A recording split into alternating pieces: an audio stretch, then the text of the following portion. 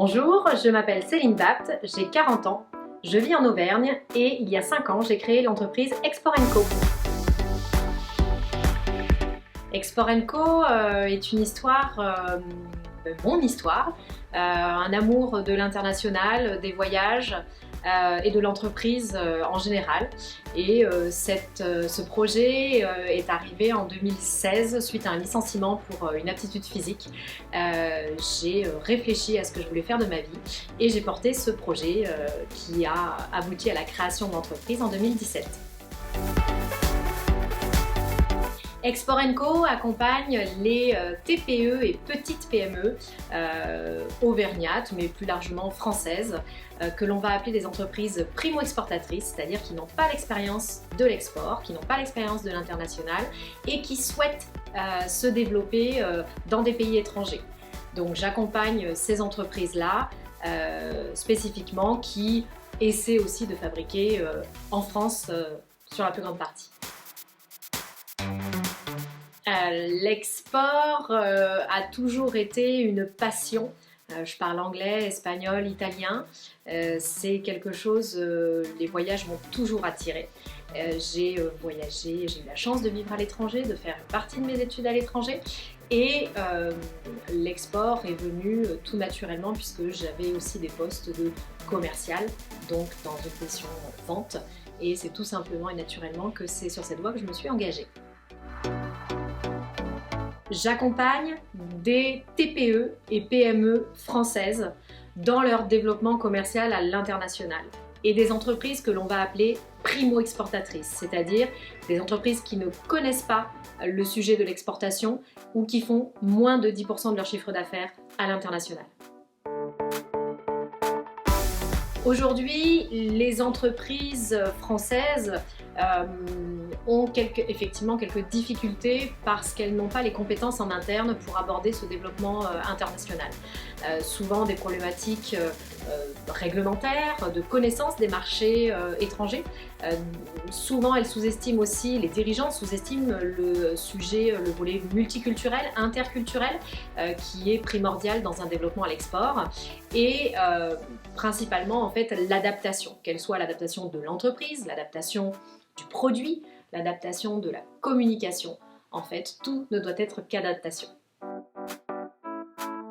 Les problématiques les plus courantes des entreprises qui veulent se développer à l'export sont les problématiques de techniques de commerce international. Souvent, le dirigeant pense qu'il est en mesure de faire tout dans son entreprise, il veut tout maîtriser et sous-estime le volet réglementaire, le volet multiculturel, interculturel.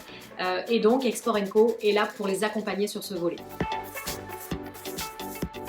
Aujourd'hui, Export & Co est en mesure d'accompagner le dirigeant sur tout le volet export.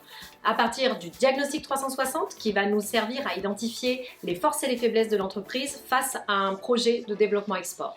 Ce diagnostic 360 va passer par l'étude de l'outil de production. Vouloir se développer au Canada, c'est une bonne chose, mais si votre outil de production et votre capacité de production est déjà à 90% remplie, vous ne pourrez pas ou difficilement aborder ce pays. Suite à ce diagnostic, on va établir des recommandations et un plan d'action. Ce plan d'action va être formalisé probablement via une structuration de l'entreprise, une structuration interne sur différents volets en fonction de ce qui aura été dit pendant le diagnostic. Nous allons aussi établir une présélection de marché ou une priorisation des marchés avec un outil en ligne très puissant. Et finalement, nous allons, une fois le pays choisi, déployer grâce à mon réseau dans les pays, un réseau composé donc de 150 personnes dans plus de 100 pays, nous allons déployer les missions sur les bons pays ou les pays choisis par l'entreprise. Les ressources externes, c'est-à-dire positionnées dans ces pays, vont pouvoir aborder avec le client une démarche de prospection, d'identification de cibles, de prise de contact, d'organisation de tournées commerciales avec le client pour finaliser évidemment et contractualiser afin de lui permettre de développer son activité sur ce pays.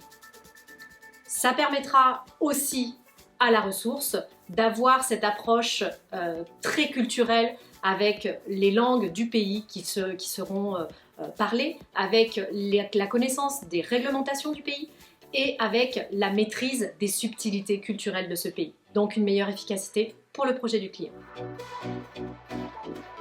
Le choix des pays n'est plus un frein aujourd'hui parce que grâce à ce réseau que j'ai pu déployer ces dernières années, j'ai 150 personnes dans plus de 100 pays du monde, ce qui me permet de ne plus être limitée en termes de pays puisque dans chaque pays, je vais avoir des relais.